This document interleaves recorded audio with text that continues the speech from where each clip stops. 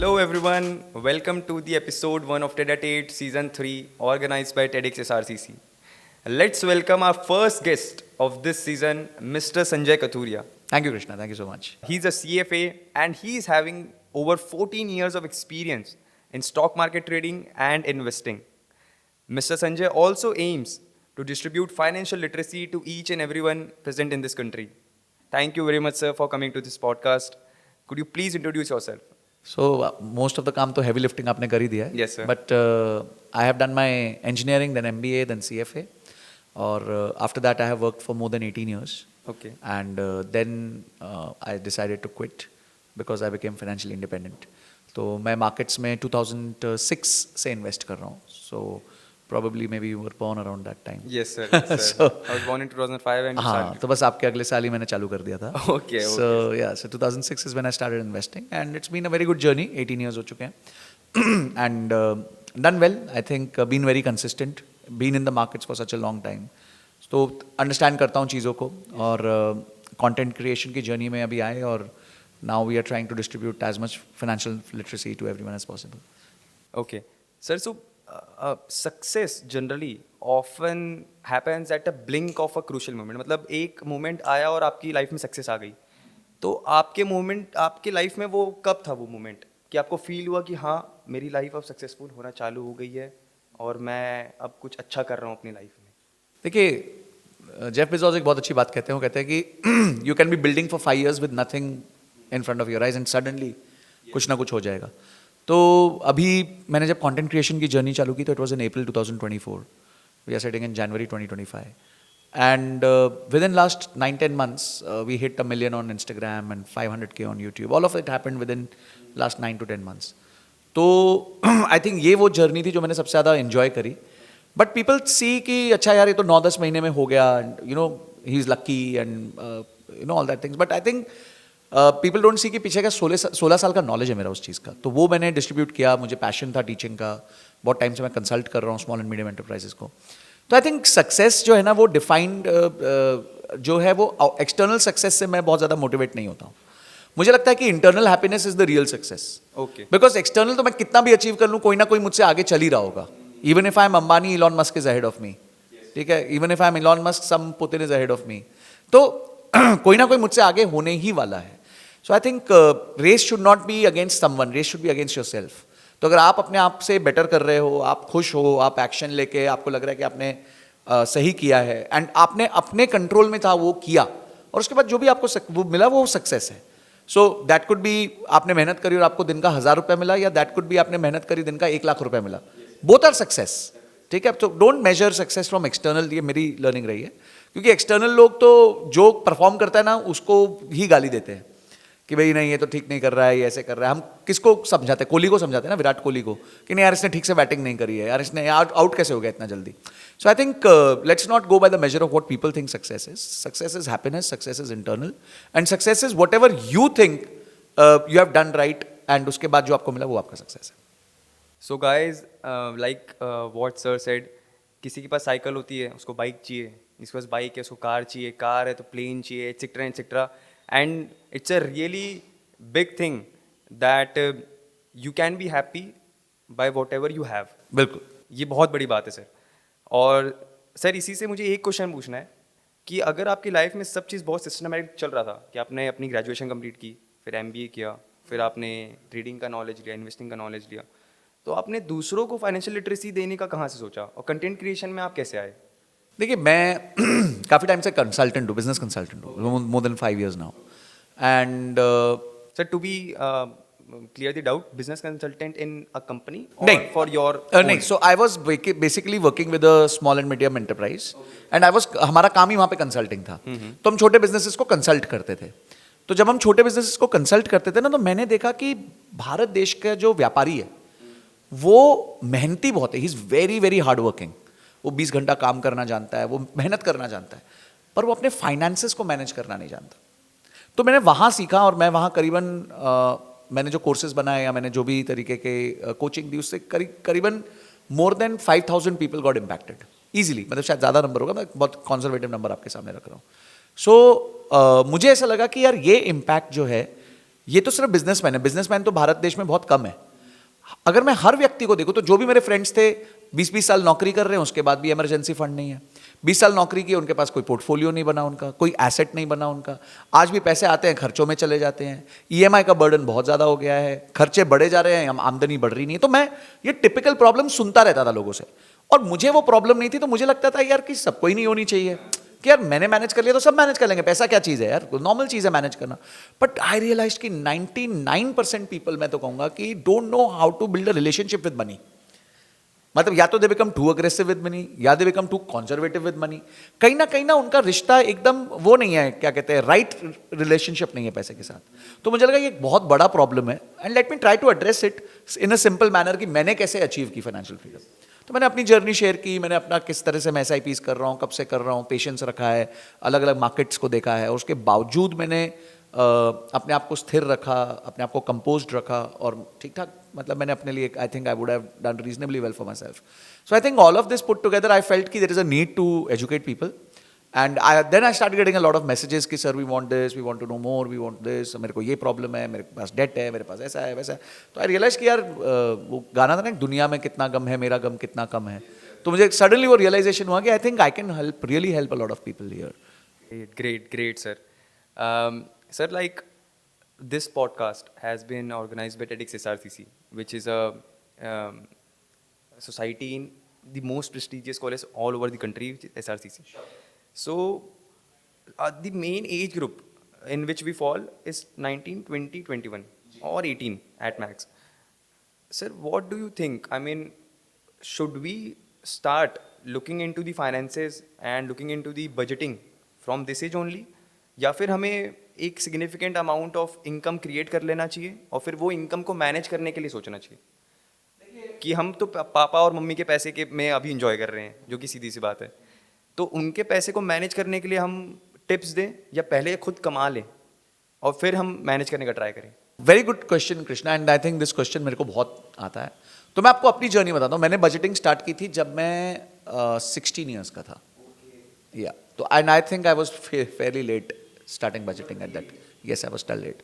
देखिए क्या होता है कि हैबिट्स हैं, ये सारी फाइनेंशियल हैबिट्स हैं, जैसे हेल्थ की हैबिट्स होती हैं। मुझे लगता है मैं हेल्थ की हैबिट्स में पुअर हूँ, तो वो बहुत पुराना मेरा जो है ना ट्रॉमाज है, ट्रॉमा कह लो या कुछ भी कह लो, जो जाते नहीं है, ईजिली निकलते नहीं है। तो क्या होता है, कोई भी बिहेवियर आप जितना जल्दी डेवलप कर लो उतना अच्छा। So for example my son is 10 years old, okay, and he gets a monthly pocket money मिल रही है उसको। सो फॉर एग्जाम्पल उसको मैं 2000 रुपीज़ देता हूँ, तो वो 2000 रुपीज़ जो मैं उसको देता हूँ उसको रैशनली स्पेंड करना होता है। And he likes to game, उसको गेमिंग में करियर बनाना है, तो उसको महंगी महंगी गेमिंग इक्विपमेंट्स चाहिए होती है।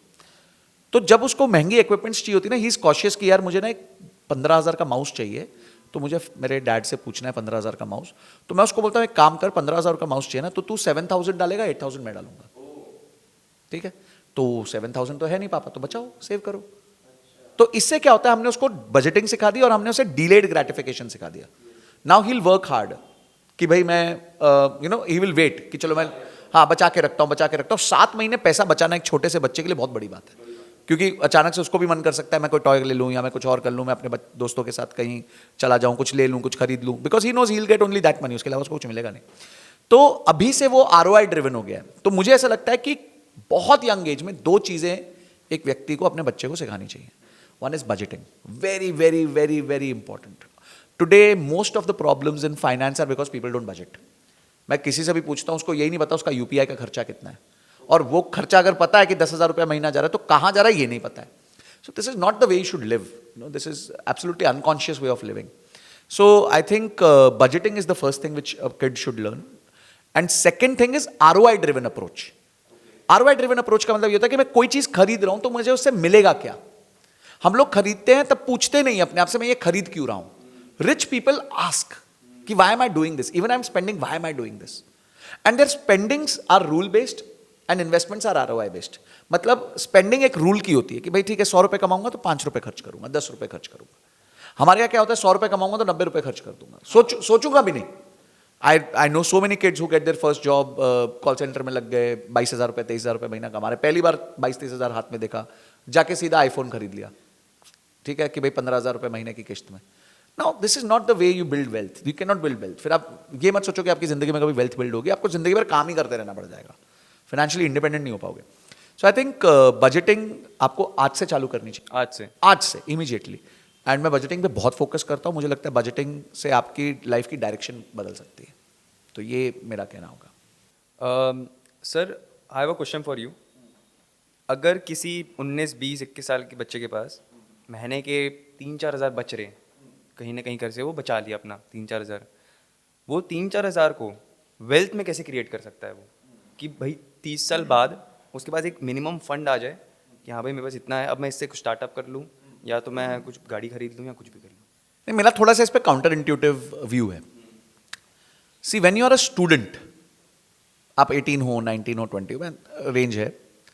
I think if you save something that should go on your own investment. मतलब अपने आप के ऊपर जाना चाहिए. फॉर एग्जाम्पल आज आप SRCC में हैं, आप कॉमर्स का कोई कोर्स कर रहे हैं, मे बी आपने डेटा एनालिटिक्स सीख लिया. ठीक है, at this age you learn data analytics, you saved some money, 10,000 rupees, आपने कोर्स कर लिया डेटा एनालिटिक्स का. तो आपने क्या किया, अपनी वैल्यू एनहांस कर ली. एक चीज़ याद रखना, आपके इन्वेस्टमेंट की वैल्यू एनहांस होगी कि नहीं ये तो पता नहीं, और वो लॉन्ग टर्म में होती है, पर आपकी पर्सनल वैल्यू बहुत जल्दी एनहांस होती है. तो अगर आपके पास पैसे बचे, 10,000 रुपये बच गए 3-4-5 महीने बाद, ठीक, अब आपके पास दो विकल्प है. आप या तो कोई म्यूचुअल फंड ले लो या फिर वो 10,000 से कोर्स कर लो. जैसे आप वो कोर्स करोगे तो आपकी इनकम क्या होगी, बहुत तेजी से बढ़ जाएगी. या तो आप फ्रीलांस अपॉर्चुनिटीज पे जाओगे या आपको जहां जॉब लग रही होगी वहां आपको बेटर जॉब लग जाएगी. तो in that case what will happen is कि now instead of investing 10,000 mutual fund, हो सकता है you can start investing 25,000 in mutual fund, क्योंकि आपकी इनकम बढ़ गई. तो शुरू का जो आपका पैसा है, जितना आप शुरू में कमाते हो, try to build your own skill set.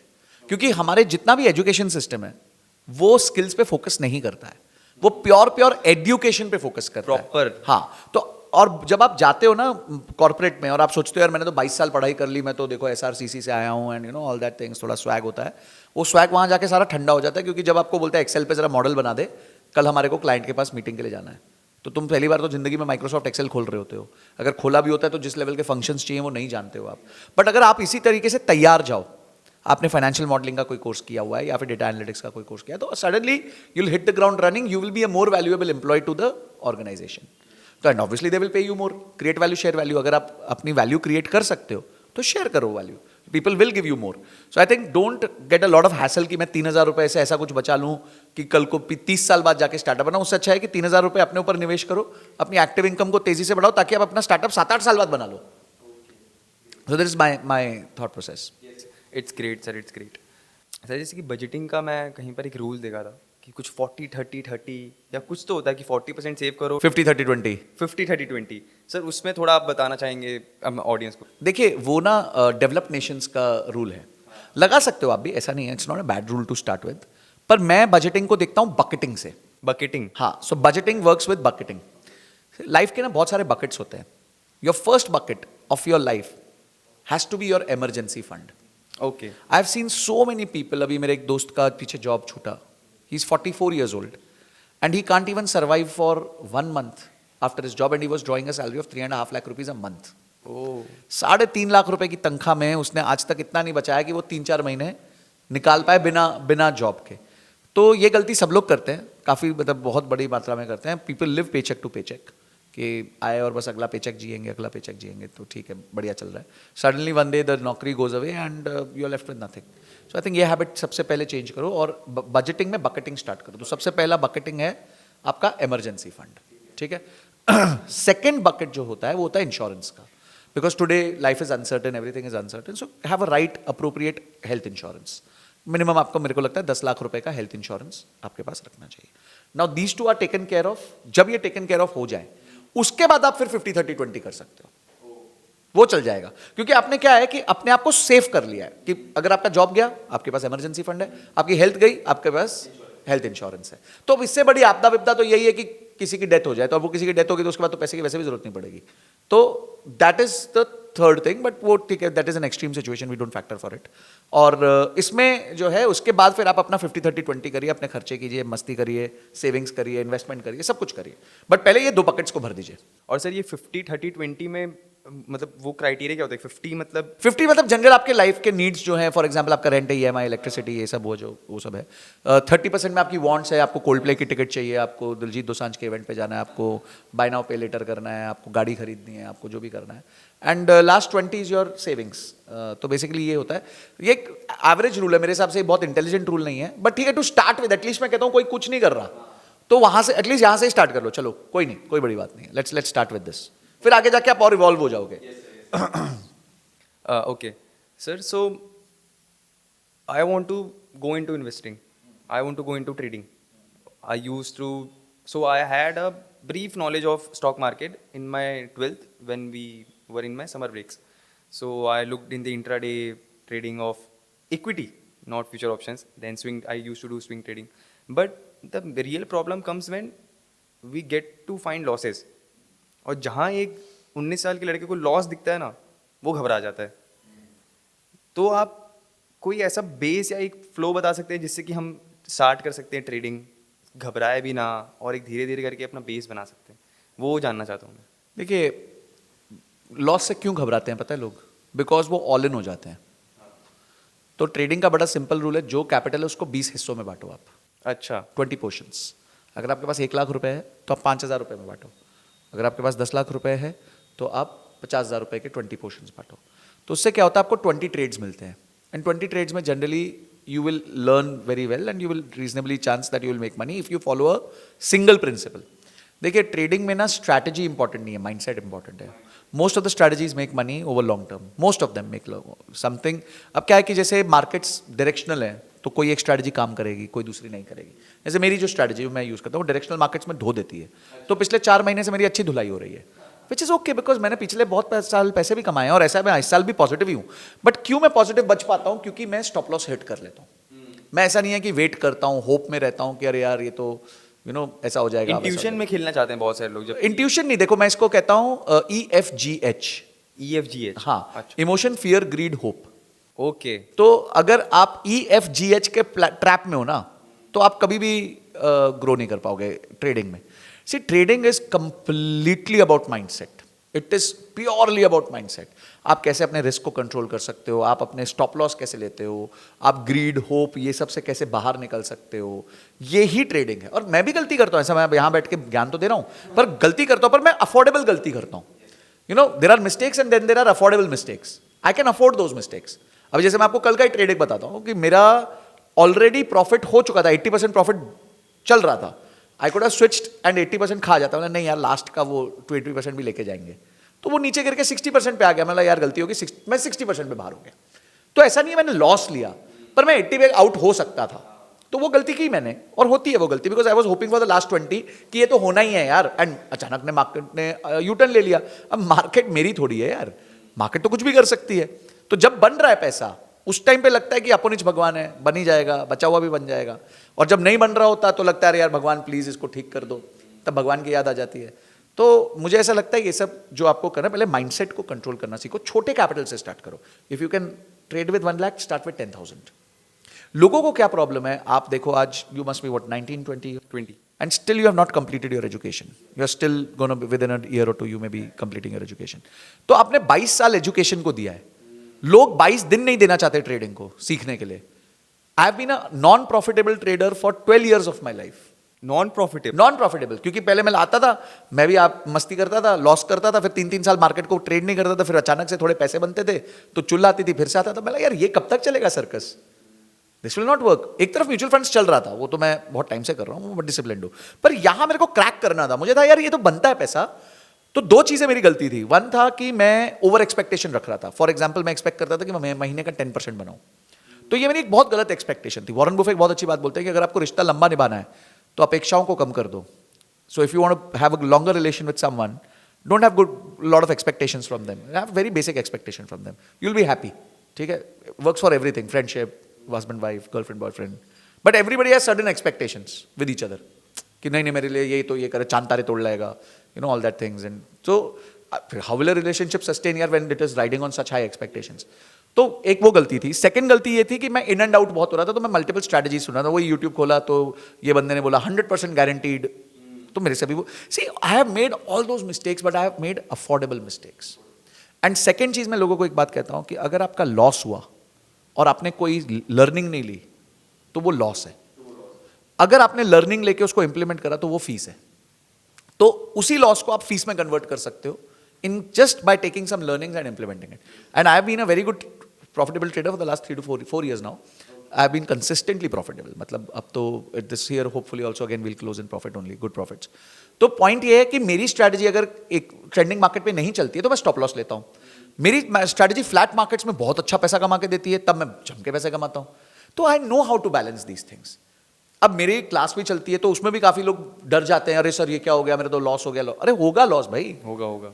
ये पार्ट ऑफ लाइफ है। This is not a job कि आपको हर महीने तनख्वाह आनी है। This is not bank interest. या तो एफडी में रखो, आप कमाओ साल का 7%। If you want to make 15%, 20%, 30% a year, then you have to take risk and there is a chance of losing money.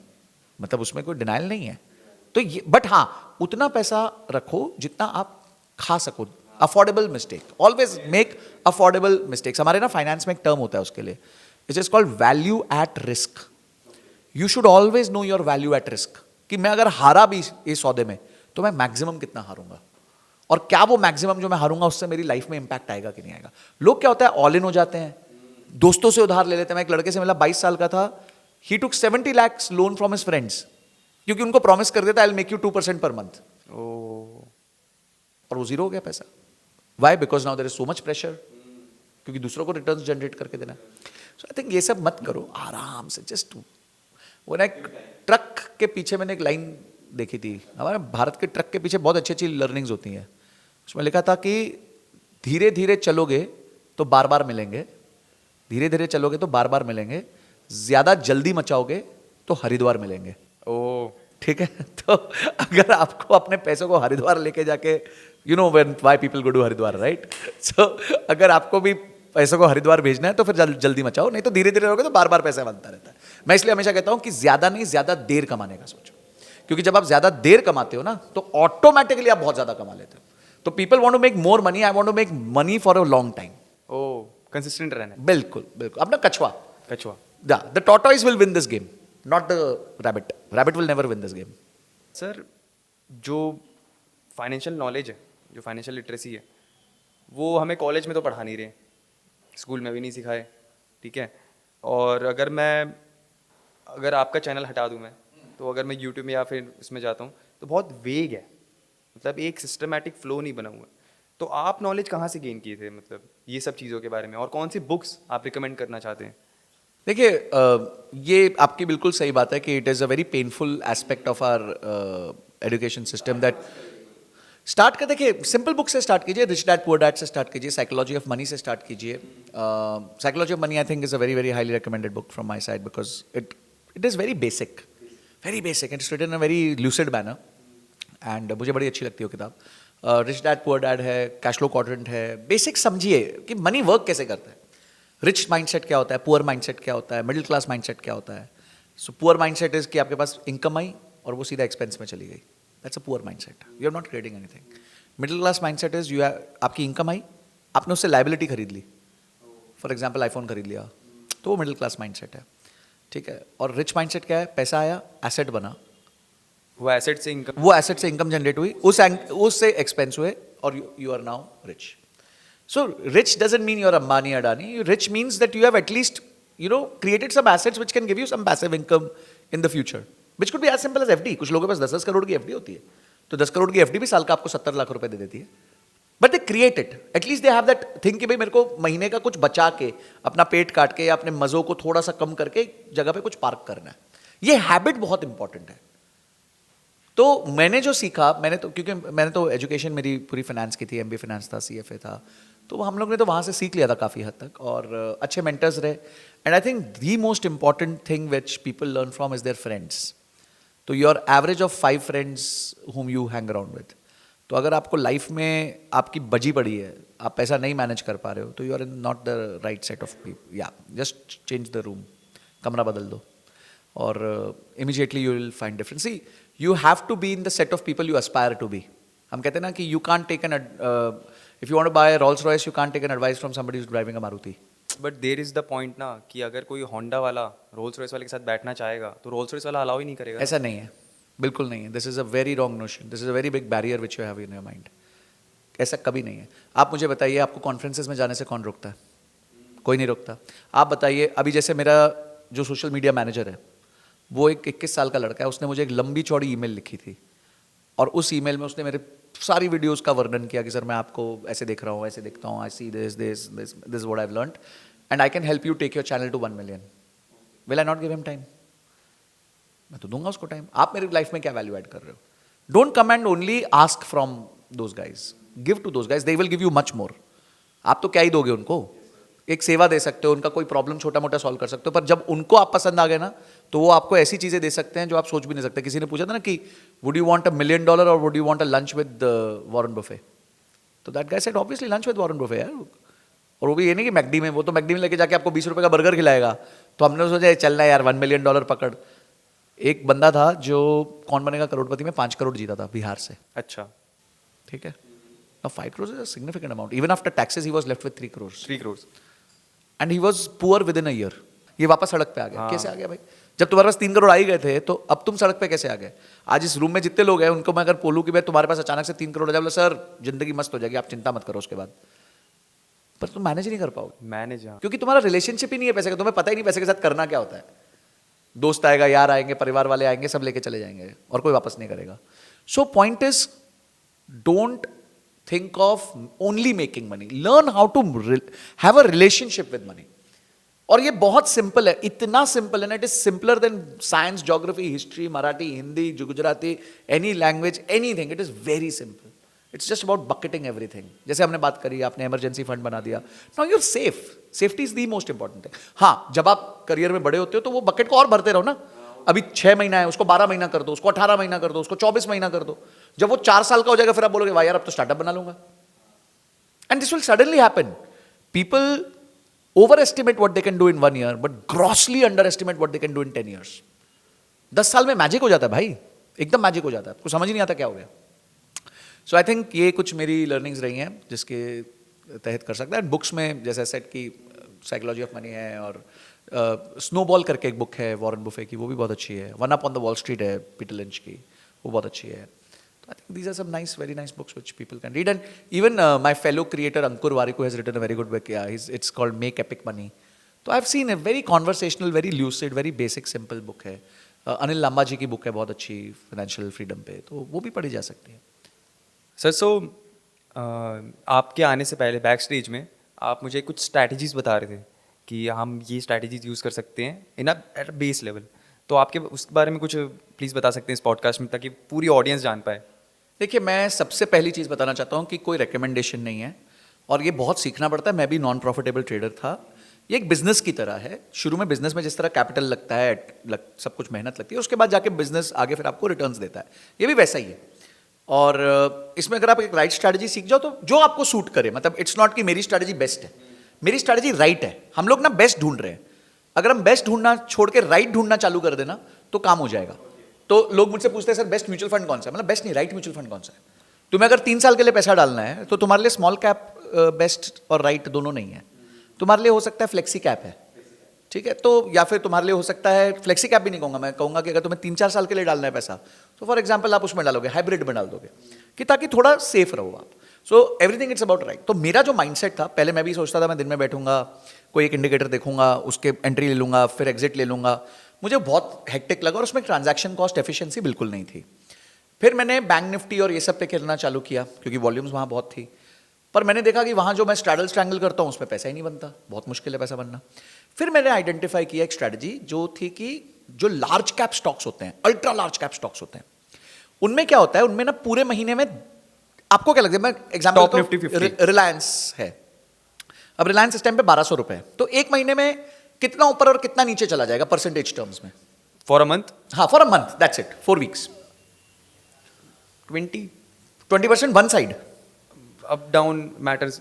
ठीक है. तो अब मैं आपको बताता हूं, हिस्टोरिकली अगर मैं पिछले 70 महीने का डेटा देखूं, 70 मंथ्स का, तो इन दो 70 months it has been between 10% either side for 85% time.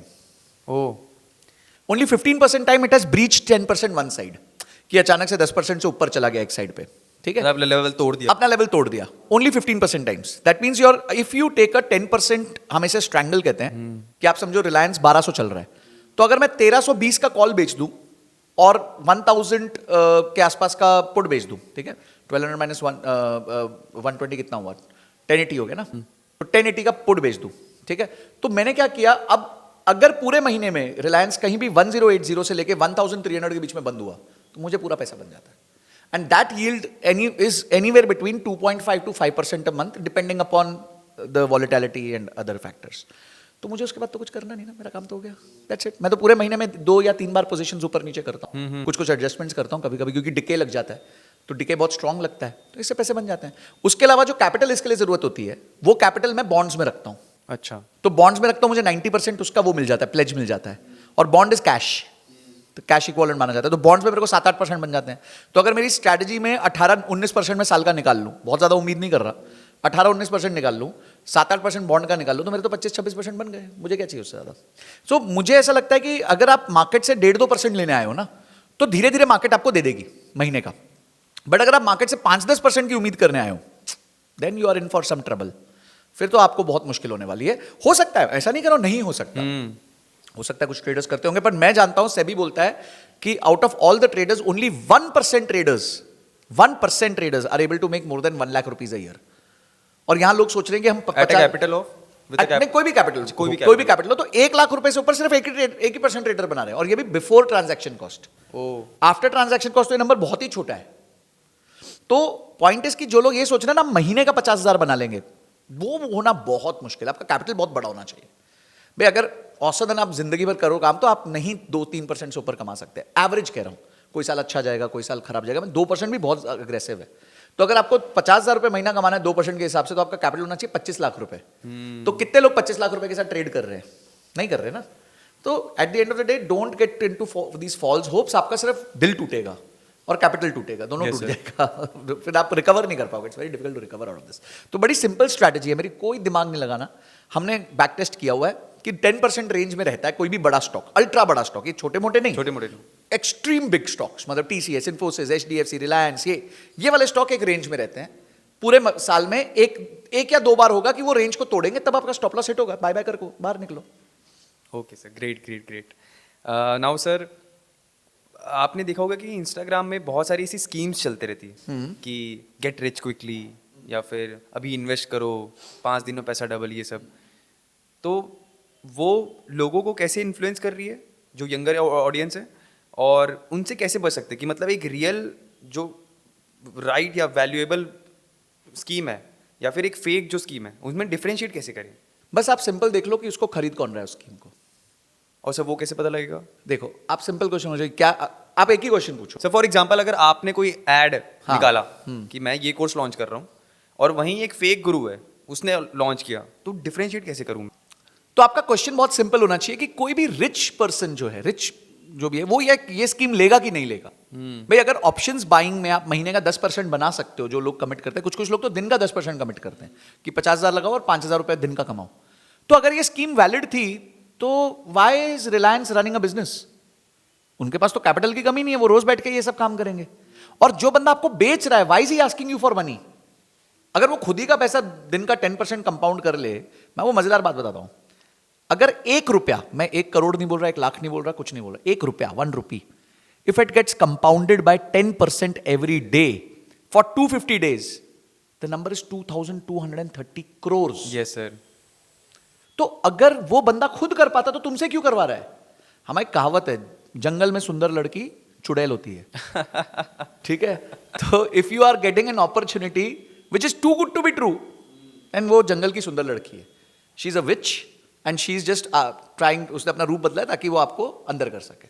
So don't get into these traps. If it was so easy, देखिए एक ही चीज है जो ट्रैप नहीं है, वो है सेल्फ बिल्डिंग। ठीक है, दूसरों की मोहताजी मत करो। ये लॉटरी टिकट्स कहाँ बिकती है? कभी आपने देखा है कि टॉप ऑफ नेपियन सी रोड पे बिकेगी लॉटरी टिकट? नहीं बिकेगी। या फिर आपके यहाँ दिल्ली में समझो खान मार्केट हो गया या फिर सीपी हो गया, वहां नहीं बिकेगी। जहां छोटी चौल होंगी ना, वहां बिकेगी, बिकॉज लोगों को लगता है यही एक तरीका है मेरे लिए पैसा कमाने का। That's the poor mentality. The rich mentality is growth mindset. कि मैं अपने आप को कैसे इंप्रूव करूं, मैं नया क्या करूं, मैं नया क्या सीखूं, मैं कैसे वैल्यू ऐड करूं. It all starts from internal. और ये मोहताजी जो है कि गेट रिच, डबल 21 दिन में डबल हो गया, ये हो गया, वो हो गया, that is all fake. It's all fake, not possible. Okay sir, rich mindset और मोहताजी से याद आया कि कॉलेज लाइफ में, और कॉलेज लाइफ चलो हटा देते हैं, लोग बहुत ज़्यादा नेटवर्किंग को प्रेफर करते हैं कि मेरी नेटवर्किंग हो सके बड़े इंडिविजुअल्स के साथ जिनका हायर माइंडसेट है. बट वो करते करते ना, वो जो रियल रिलेशनशिप है, वो जो फैमिली रिलेशंस हैं, उनको बिगाड़ लेते हैं. उसमें आपका क्या कहना है कि आपके लाइफ में ये नेटवर्किंग और सक्सेस के चलते में क्या आपके फैमिली रिलेशंस बिगड़े, या फिर अगर बिगड़े तो दूसरों के क्यों नहीं बिगड़े, मतलब नहीं बिगड़ने चाहिए, उसके लिए क्या टिप्स है? देखिए, मैं वो कहते हैं balance healthy life. Balanced, yes sir. But sometimes you know life has to take some preferences. आप हर फेज में कोई प्रेफरेंस रखते हो. If you are young you would want to hard work hard.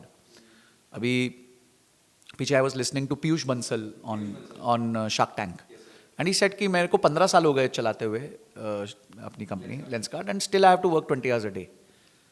तो he is building something, and people who will want to build something थोड़ा सा crazy होंगे. You know, you can't have simple people build anything in life. तो अगर आपको कुछ भी build करना है, आपको फेम बिल्ड करनी है, आपको मनी बिल्ड करना है, आपको पावर बिल्ड करनी है, आपको कुछ भी बिल्ड करना है, तो आपका एफर्ट ज़्यादा लगता है. और जब आपका एफर्ट ज़्यादा लगता है तो रिश्ते पीछे छूट जाते हैं. ये एक सच्चाई है. एक मैंने कोबे ब्रायंट को सुना था, बहुत प्यारी बात बोली थी उन्होंने, and he is no more, he is one of the best basketball players. And I think the best motivational speaker in this world. अगर आप उसकी स्पीचेस सुनो तो आपके रोंगटे खड़े हो जाते हैं. And he said one thing that you know, who are your real friends? Those are the friends जो जब आप ग्रो कर रहे हो तो आपको स्पेस दे सके कि भाई आज मैं अगर कहीं लाइफ में आगे बढ़ रहा हूँ और मेरे दोस्त बोलते हैं ठीक है यार, इसको अपनी जर्नी कंप्लीट करने दो, कोई चक्कर नहीं है, will cheer for him, he will not call us, he will not speak to us, he will not meet us often, he will not take us out for dinner, but let him be, it's okay. After 10 years once he is done with all this, he will come back to me and the relationship starts from there again, not from zero, from where he left. ये maturity अगर लोगों में आ जाए तो जो बंदा मेहनत कर रहा होता है ना, उसका जज्बा अलग लेवल का हो जाता है. तो मैं सिर्फ ये कहना चाहूँगा कि yes, it is very difficult to balance relationships. We have also had problem, I have also personally had a lot of problems. But अगर आपको कुछ बिल्ड करना है तो आपको थोड़ा तो सनक लानी पड़ेगी, थोड़ा एक्स्ट्रा करना पड़ेगा, because if you are ordinary you can't expect extraordinary. Sir but the point is that ये जो बातें हैं ये वेस्टर्न कंट्रीज़ में बहुत ईजीली हो जाती है, बट जो इंडियन स्टीरियोटाइप्स है, जो इंडियन पेरेंट्स हैं, जो इंडियन माइंडसेट है, वहाँ बहुत दिक्कत होती है स्टूडेंट्स को. मतलब अगर किसी स्टूडेंट को इन्वेस्टिंग में जाना है या बिजनेस खोलना है, कुछ भी करना है, और उनके पेरेंट्स या फैमिली कुछ और कर रहे हैं पहले से, तो सर उसको अपॉर्चुनिटी ही नहीं मिल पाती. फॉर एग्जांपल अगर सर आपका 10 years ओल्ड सन है, अगर उसको कुछ ऐसा करना है जो आपने अपनी लाइफ में कभी नहीं किया हुआ है और वो परस्यू करना चाहता है, तो सर आपके क्या ओपिनियन? मेरे तो बेटे ने बोला मैं 3 साल बाद ड्रॉप आउट करूंगा, तो I am okay with that. See I am a very evolve father. मेरे को ऐसा लगता है समहाउ कि he is already into gaming, तो वो मेरे से बात करता है तो जिस तरीके से वो करना चाहता है लाइफ को डिजाइन, वो देखिए क्या, मैं आपको ना थोड़ा पेरेंट्स के साइड से बताता हूँ. मेरे फादर शायद ये नहीं कर पाते अगर मैं उनको बोलता स्कूल से ड्रॉप आउट करना है, बिकॉज वो लोग ना एक्सट्रीम पॉवर्टी में जिए हैं, एक्सट्रीम अनसर्टेनिटी में जिए हैं. They were born close to independence when there was nothing. Ration के लिए लाइन में लगना पड़ता था, कई कई महीने खाना नहीं खाना होता था, बिजनेसेस डूब गए थे, नौकरी एक लौता विकल्प था उनके जीवन में. तो they come from that fear and mindset कि कुछ हो जाएगा, कुछ हो जाएगा, कुछ हो जाएगा. I don't come from that fear and mindset because of my father, because he built me, he allowed me that space. उन्होंने मुझे पढ़ाया लिखाया, मैंने अपने लिए मेहनत करी. तो आज मेरा बेटा बोलता है ना, I want to drop out at 13, I don't want to be in school. Okay, fine, no problem. Because we have enough backup for you. We understand कि we will create something for you. My point is कि आपको ये देखना पड़ेगा कि where are your parents coming from? अब आप सोचिए कोई गांव में भागलपुर का लड़का है, ठीक है, उसके पेरेंट्स कभी भागलपुर से बाहर नहीं निकले, बिहार में, उन्होंने देखा नहीं है, समाज वही है, समाज का असेसमेंट एक अलग तरीके से हो रहा है, और वो लड़का बाहर आता है, एसआरसीसी में पढ़ता है, चकाचौंध देखता है दिल्ली की, पहली बार देखता है कि यार यहाँ तो फर्राटे से लोग इंग्लिश बोल रहे हैं, मेरे से तो बोली नहीं जा रही. धीरे धीरे वो अडॉप्ट करता है, और उसको रियलाइज होता है कि यार मेरे को एक स्टार्टअप चालू करनी है. उसके माँ बाप जिंदगी में अलाउ नहीं करेंगे उसको स्टार्टअप करने को. But at that time if he can understand where his parents are coming from, they have been in extreme poverty in a very small town of the most poor state of country. तो he also has to be considerate for them. तो क्या वो ऐसा कुछ कर सकता है कि ठीक है मेरी मम्मी पापा चाहते हैं मैं कुछ जॉब करूं तो मैं थोड़ा सा जॉब के साथ साथ अपना स्टार्टअप बिल्ड करता हूं, पहले 3 साल जॉब कर लेता हूं. आई थिंक उन्होंने इतने साल दिए हैं उस बच्चे को. I think if he can give 2-3 years more to give them that comfort कि यार मेरा बेटा वहां से पैसा भेजता है 10,000 रुपये महीना, 15,000 रुपये महीना, जिससे हमारा घर चलता है. मेरी माँ समाज में जाके बोल सकती है कि देखो मेरा बेटा तो पैसा भेज रहा है. मेरा बाप मेरे पे प्राइड ले सकता है, बोलता है मेरा बेटा पैसा भेज रहा है. साथ में स्टार्टअप करो, कोई चक्कर नहीं है, that is not a problem. But just balance this 2 equations. अगर आप भी जो उन्होंने 21 ईयर्स तक आप में इन्वेस्टमेंट करी just because you are out somewhere and एक बहुत ज़्यादा अपने क्या कहते हैं सेल्फिश गोल के लिए, I don't think so you can do this. And if you are selfish then ठीक है, it's okay, then you don't expect relationships. अगर आप सेल्फिश हो तो फिर काय का रिलेशनशिप है, जाओ आगे बढ़ो, कर जो करना करो, भूल जाओ अपने माँ बाप को, दोस्तों को, यारों को. So you have to try to balance but you will not be able to balance. So in that case the solution is communicate. Okay. Communicate, clearly communicate. लोग क्या है ना, बात नहीं करना चाहते, झिझक जाते हैं. हाँ कर यार मैं कैसे बोल दूं अपने दोस्त को. मैंने तो बोल दिया. अभी कुछ लोग पीछे मेरे को बोले अरे संजय तू फोन नहीं वाला. भाई तू सुन, मेरी हालत नहीं है तेरे को फोन करने की. हाँ तेरे को कोई परेशानी आपदा विपदा हो पहला फोन करना, मैं वहीं खड़ा हूँगा. That doesn't change. ठीक है. अभी ऑब्वियसली मेरे स्कूल फ्रेंड्स हैं, कॉलेज फ्रेंड्स हैं जिन्होंने मेरे को खेलते देखा है साथ में, and they now see me on screen and they say कि अरे you have become a big guy and all that things. तो मैंने बोला कि how does that impact our relationship. हाँ ये होगा कि शायद मैं तेरे से हफ्ते में एक बार बात कर सकता हूँ, महीने में एक बार करूँगा, but expect that for some time. तो अब मैंने उसको क्लियर मैसेज कर दिया अपनी तरफ से कि बेटा थोड़े टाइम तो तेरे को ये एक्सपेक्ट करना पड़ेगा. ठीक है, we can rush away from this because I am building something for myself. और ये कोई पाप नहीं है.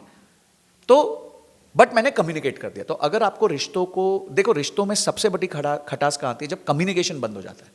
इफ यू कम्युनिकेट ना, it is amazing. Even you have a fight, it's okay. लोग है ना फाइट से डरते हैं. क्यों फाइट से डर रहे हो यार? फाइट तो वहीं होगी ना जहां पे किसी प्रकार का प्यार होगा, तभी तो आप लड़ सकते हो ना. मैं आपसे थोड़ी लड़ूंगा क्योंकि I don't have a relationship with you. ठीक है. If you say something to me which I don't like, I will walk out. ज्यादा से ज्यादा यही होगा. Exactly. बट अगर मेरा कोई अपना मेरे को कुछ बोले तो मैं उसके साथ तो लड़ूंगा पूरी तरह. सो पॉइंट इज कि अगर आपको रिश्ते लंबे निभाने हैं, अपेक्षाओं को कम रखो और जितना हो सकता है कम्युनिकेट कर दो. जो आपके मन में ओपनली कम्युनिकेट करो ताकि सामने वाले को मैसेज क्लियर मिल जाए. उसके बाद उसका डिसीजन है वो क्या करता है. Sir so last second question of this podcast. आप समझ लो कि आप वापस अपने कॉलेज लाइफ में आ गए. आप जो हो वो आप नहीं हो. आप कुछ नहीं जानते अभी जो आप. कौन सी एडवाइस दोगे अपने आप को, किसी और को नहीं? फाइनेंस साइड में रख के, इन्वेस्टमेंट सब साइड में, आप एक नॉर्मल 19 ईयर ओल्ड किड हो. आप अपने आप को क्या एडवाइस देना चाहते हो? आई थिंक ओनली हेल्थ दूंगा. हेल्थ. हाँ वो तो मैं बार बार देता रहता हूँ, बट आई थिंक मैं मानता ही नहीं, अपनी नहीं मानता हूँ मैं. Okay. I think health would be one place I feel that I have been very ignorant. Financial health great, personal health I still have to figure out a lot. And the last question of this podcast. Sir आपकी hobbies क्या क्या थी, और अगर आपकी कोई ऐसी hobby है जो आप यहाँ थोड़ा सा वो कर सकते हो, डेमोन्स्ट्रेट. फॉर एग्जांपल पोइट्री या सिंगिंग, क्योंकि हम थोड़ा बहुत रिसर्च किए तो हमें लगा कि आप पोइट्री और सिंगिंग में. तो मैं ट्रेंड क्लासिकल म्यूजिक सिंगर हूँ. Oh. I have learn music for almost 15-16 years of my life and learned from best. संगीत माँ भारती, Pandit Shri Pratap Narayan ji, Shrimati Konkona Banerjee, all classical big guys. I wanted to be a playback singer, but मैं बार बार कहता हूँ फिर education ruined मी. तो मेरे को पढ़ाई करनी पड़ गई because family situation was not कि मैं बैठ के स्ट्रगल करता.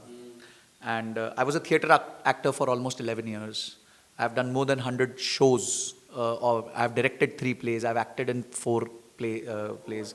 I have performed at the National Center of Performing Arts, Bombay, जो टाटा का थिएटर है.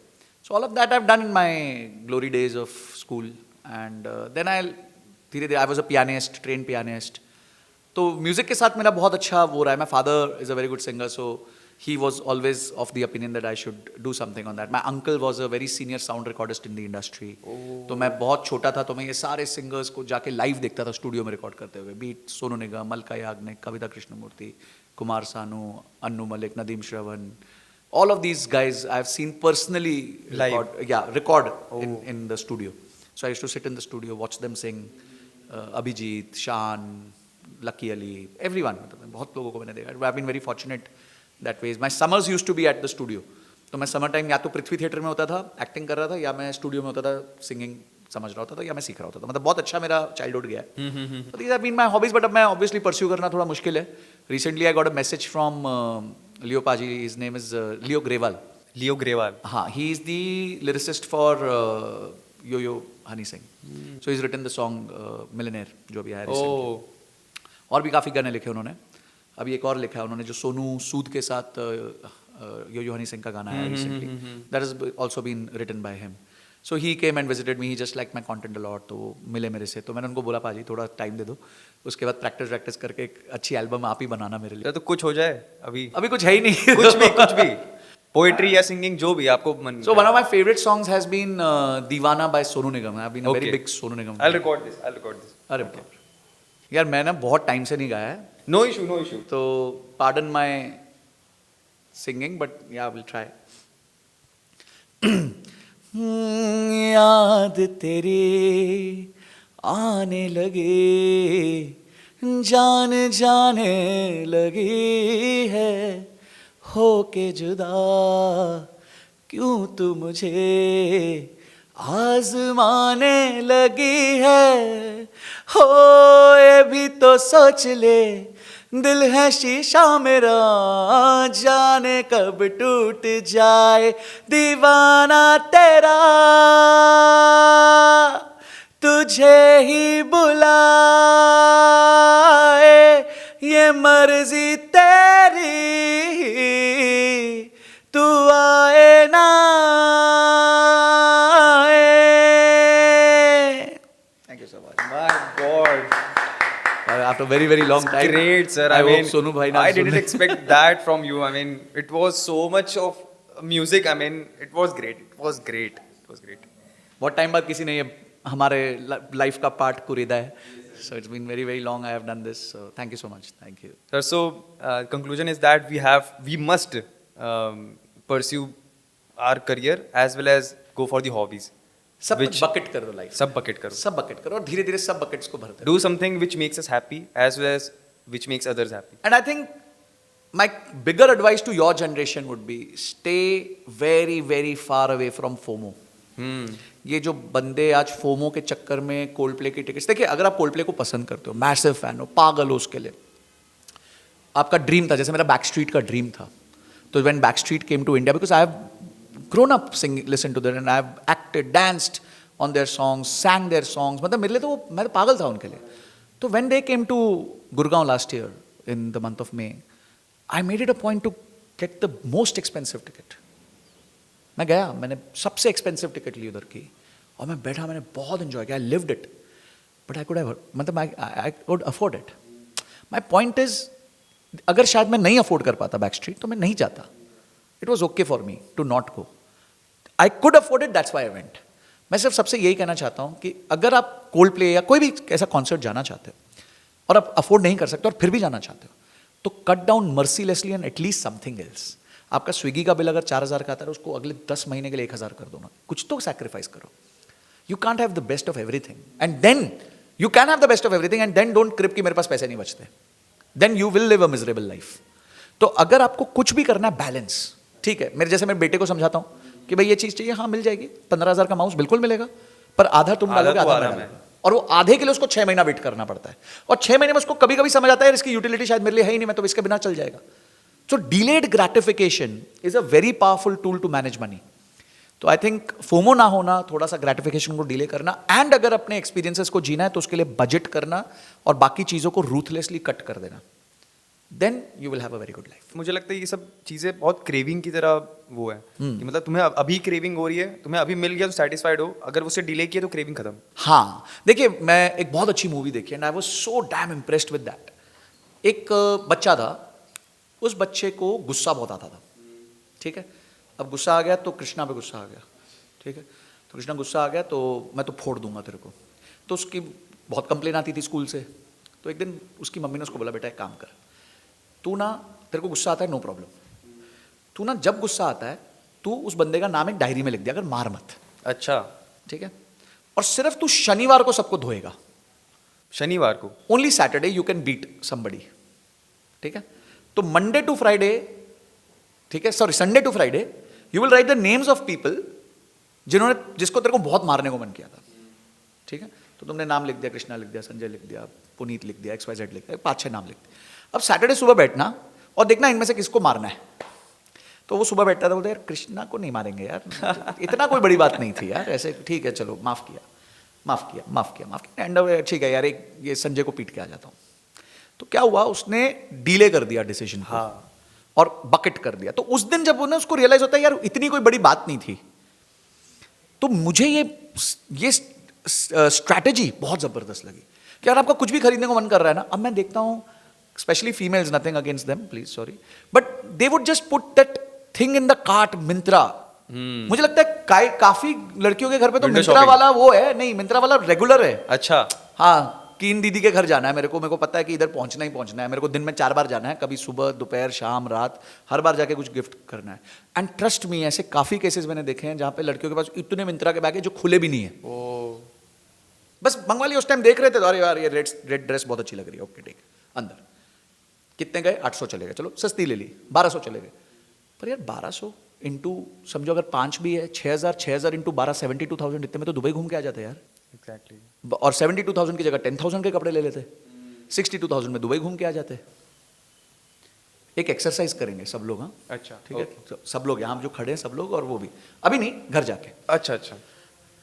आपके पास जो भी सामान है, कपड़े, बेल्ट, ट्राउजर्स, जूते, ठीक है, घड़ी, एनी एक्सेसरी, चश्मा, कुछ भी, वो आप निकालो और उसमें से देखो कितनों को आपने पिछले 1 साल से छुआ भी नहीं है। That number, if you have 100, that number will be minimum 60 to 65। तो भाई जब 1 साल से तुमने वो चीज छुई नहीं है, तो what is the probability will touch it again?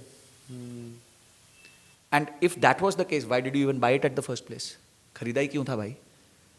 तो थोड़ा सा बैक स्टेप लेके, अब जैसे हमारे को सीजन की शॉपिंग करनी होती है, तो हमें पता होता है हम इतने सूट लेंगे, इतनी ट्राउजर लेंगे, इतनी शर्ट लेंगे, इतने एक आधा जूता लेंगे, जरूरत है तो ठीक है चलता रहेगा यार, क्या फर्क पड़ता है? जूते से पहचाने जाएंगे क्या हम कि मैं ये जूता पहनता हूं तो ये संजय, हम संजय हैं, बाकी जूता कुछ भी हो सकता है। That is what is more important in life. Yes. Create your own brand. Brand. Don't wear a brand, be a brand. अगर आप एक ब्रांड बन गए ना, तो अगर मैं नकली नाइकी के भी जूते पहन के घूमूंगा ना, तो लोगों को लगेगा असली है। और अगर आप ब्रांड नहीं हो और आप असली लुई विटॉन की बेल्ट पहन के भी घूमोगे ना, तो वो नकली लगेगा। सर इससे मुझे एक चीज़ याद आई, जो ऋषि कपूर है, ऋषि कपूर के फादर राज कपूर साहब, तो ऋषि कपूर साहब ने गए अपने फादर के पास और बोले कि आज मैं मर्सिडीज़ निकाला, मुंबई में घूम रहा था, तो सब बोले कि यार देखो ऋषि कपूर मर्सिडीज़ में घूम रहा है। तो राज कपूर ने रिप्लाई किया, भाई मैं तो देख उस दिन बस में घूम रहा था और लोग बोल रहे थे देख बस में राज कपूर घूम रहे हैं। तो उसमें डिफरेंस है, लोग मुझे मर्सिडीज से जान रहे हैं और मुझे बस में भी मेरे नाम से जान रहे हैं। तो वो डिफरेंस बहुत बड़ा होता है। मैं आपको एक बात बताता हूँ, और ये बात है ना बहुत लोगों की दिल की चोट बनने वाली है। मुकेश अंबानी को वायरल होना है, लेट्स से टारगेट है, टीम को टारगेट दिया, मुकेश अंबानी को वायरल होना है चाय पीते हुए, तो फोटो कहाँ खींचेंगे, ताज में या टपरी में? टपरी पे। प्रिसाइसली, क्योंकि ताज में कोई फायदा नहीं है उनका, ताज तो वो जाते ही हैं, जाते ही हैं। ठीक है। तुम्हें वायरल होना है तो तुम कहाँ फोटो खींचोगे, ताज में या टपरी में? ताज में। अच्छा। तुम्हें ताज में खींचनी पड़ेगी, तुम्हें मतलब सबको, मुझे भी। तो चलो। कॉमन मैन को ताज में खिंचाना पड़ेगा अपनी वैल्यू दिखाने के लिए, और जिसकी वैल्यू पहले से है वो कहीं भी खिंचाए। मैं एक बार है ना, I used to study at Welingkars, मैंने MBA करी थी वहाँ से, तो I was a deputy general secretary. तो mister Narayan Murthy was about to come to college to give a lecture, बहुत बड़ी बात। बहुत हो। तो मैं उनको रिसीव करने के लिए बुके लेके खड़ा हूँ गेट पे, खड़ा हूँ, आने वाले थे। अंदर से ऑडिटोरियम से फ़ोन आया, कहाँ है? बोला खड़ा हूँ। बोलते कहाँ खड़ा हो? तो आ गए अंदर। बोले ये क्या हुआ भाई? तो देन मैं चला गया ऑडी, मैंने सुना, बड़ा अच्छा स्पीच था। फिर बाहर मैं उनको छोड़ने गया, तो वो आए थे स्कॉडा में, ओ। और मैं वेट कर रहा था BMW का या मर्सिडीज़ का, कि मेरे को लगा नारायण मूर्ति जी आ रहे हैं, तो भाई मर्सिडीज़ BMW से कम में कहाँ आएंगे? तो मेरे सामने से स्कॉडा निकली होगी, है ठीक है, एवं सी बात है, बगल में जाके रुकी होगी, पीछे से निकल गए होंगे, हमें पता ही नहीं चला। ओ। तो यही ये माइंडसेट है। और माइंडसेट में ना ये लोग इतने, अब रतन टाटा साहब हैं, वो इतना उस आदमी ने दिया है इस देश को, इतना दिया है, बहुत दिया सर। मतलब हम जब वो गए तो ऐसा लगा हमारे घर का कोई सीनियर चला गया। एग्जैक्टली। शायद बहुत टाइम तो आप अपने रिलेटिव के जाने पे इतने दुखी नहीं होते जितना आप उनके जाने पे हो। तो my point is create your own brand. You have one lifetime and you can do it. It just takes time. Find your niche, ikigai ढूंढो, थोड़ा रिसर्च करो उसके बारे में और उसके लिए कुछ क्रिएट करो. Don't be a consumer, be a creator. 99% people sitting on Instagram, YouTube are consuming. 1% are creating. और वो 1% को मिलने के लिए लोग तरसते हैं. मैं कभी कभी रोड पे होता हूँ, कहीं मेरी पुरानी आदतें कहीं नहीं भाई, खड़े हो गए, कहीं बैचलर्स गया, बॉम्बे गया तो बैचलर्स में जाके मेरे को खाना है, मिल्क शेक पीना है, तो मैं चला गया. अब वहाँ पे लोग पहचानते हैं. मैंने तो सोचा नहीं था कभी, because they are consuming, I am creating. So ये छोटी छोटी चीज़ें हैं. Finance is very simple, it's habits. और जितनी आप हैबिट्स को क्लीन रखोगे, जैसे ईटिंग भी हैबिट है. अब हम मिर्च मसाला खाएंगे, समोसा खाएंगे, सब खाएंगे तो खराब होगी हेल्थ. नॉर्मल आहार लेंगे, एक थाली लेंगे नॉर्मल सी, तो उससे कोई प्रॉब्लम नहीं होने वाली. So keep your life very very simple on these fronts. The only place where you should be very active is your backing your own brand. अपनी खुद की सैलरी बढ़ाना, अपनी इनकम बढ़ाना, जॉब में, अपने स्टार्टअप में, अपने फ्रीलांस में, वहाँ जम के मेहनत करो पागल जैसे. बाकी जगह चीज़ों को बहुत सिंपल कर दो. 10 साल बाद आप दुनिया से बहुत आगे हो गए. जो दोस्त मुझे चिढ़ाते थे मर्सिडीज घुमा घुमा के, आज वो स्ट्रगल कर रहे हैं अपनी EMI देने को, और मैं फ्री हूं. इसलिए मैं लोगों को कहता हूं, don't envy the rich, always envy the free. जो आदमी फ्री हो चुका है ना, उससे ईर्ष्या करो, क्योंकि वो रियल वेल्दी है. उसके पास असली खजाना है, वो है टाइम. अगर आज मैं फ्री हूं तो मेरे पास तो रियल खजाना है ना. Yes sir. जो सीमित है, खजाना क्या होता है? असीमित चीज तो खजाना नहीं हो सकता. तो खजाना होता है जो सीमित होता है. तो जो सीमित चीज है वो आज मेरे पास है. तो always focus on becoming free then becoming rich. And then once you are free, तो then you can do anything in life. तो एक बार जॉन डी रॉकफेलर ने एक बहुत अच्छी बात कही थी. उन्होंने कहा कि people who are working all the time have no time to make money. ठीक है. और इसलिए जैसे बिल गेट्स और ये लोग हैं, वो 2-2 हफ्ते 3-3 हफ्ते गायब हो जाते हैं. हाँ, वेकेशन पे चले जाते. वेकेशन पे चले. वेकेशन मतलब वो नहीं कि जाके फोटो खिंचा रहे हैं पहाड़ पे खड़े होकर, हाथ ऐसे शाहरुख खान की तरह करके. वो कर रहे हैं कि जाएंगे, बुक्स पढ़ेंगे, लोगों से मिलेंगे, चर्चा करेंगे, विचार विमर्श करेंगे, लंबी लंबी बातें करेंगे. हम लोग साले यहाँ बोर हो जाते हैं, अरे यार क्या कहती है. वो उस लेवल की बात कर रहे होते हैं, दुनिया बदलेंगे, न्यूक्लियर एनर्जी लाएंगे, एक भी आदमी के बिना न्यूक्लियर प्लांट चलेगा, यहाँ के सारे टॉयलेट्स क्लीन करा देंगे, अफ्रीका में ये खत्म कर देंगे. क्या लेवल पे सोच रहे हैं. सो if you really, mind is very powerful instrument. And when you sit with the right people, तुम्हें पता चलता है कि यार वो पावर क्या है, बिकॉज वो उस लेवल की बात कर रहे हो. तो उनसे छोटी बात होती नहीं है. अब मुकेश अंबानी के साथ कोई बैठा होगा तो वो क्या 1000-2000 करोड़ की बात करेगा.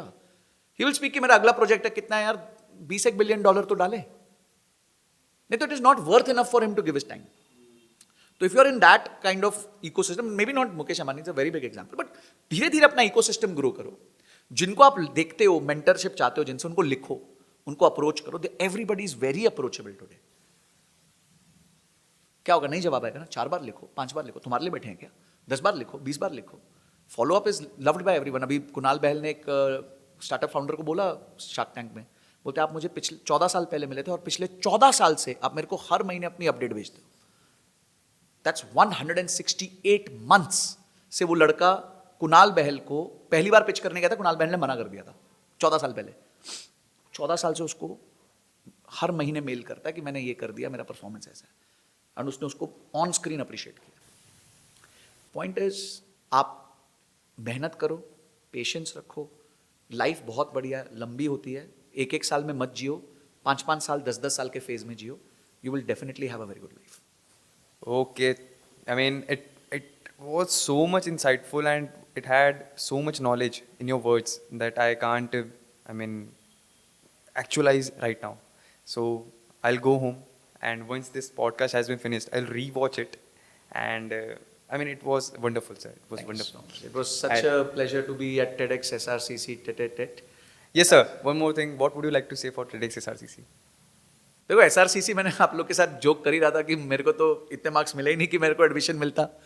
And but yes, it's a premium most college and TEDx is a great platform. I have been on TEDx once till now and I wish that I will be on TEDx SRCC very soon. Definitely. And it's a great platform, knowledge sharing platform, and you guys are shaping the future of our country. तो अगर आप लोग right direction में चले जाओगे तो देश बहुत आगे बढ़ेगा. और यही हमारा सीनियर्स का एक काइंड ऑफ अ रोल होता है मेंटरशिप का, कि अपने लाइफ की जर्नी से कुछ ऐसी बातें आपको बता दें जो आपके साथ स्टे करें, so that you don't form the bad habits, you are always having the right habits. तो मेरे को किसी ने बोला कि सर काम अच्छा होना चाहिए. मतलब नहीं, काम अच्छा नहीं होना चाहिए, काम सही होना चाहिए. तो always think of what is right Right. Then what is best. तो this is basic important. Thank you so much. So, guys, with this, we are concluding our first episode of Tete a Tete Season 3 with Mr. Sanjay Kathuria, sir, the finance expert, the most valuable words he shared. Just watch them on our podcast. And also, one more thing, guys, this podcast was possible only because of Nazara Studios. Thank you. Bye bye. Thank you so much.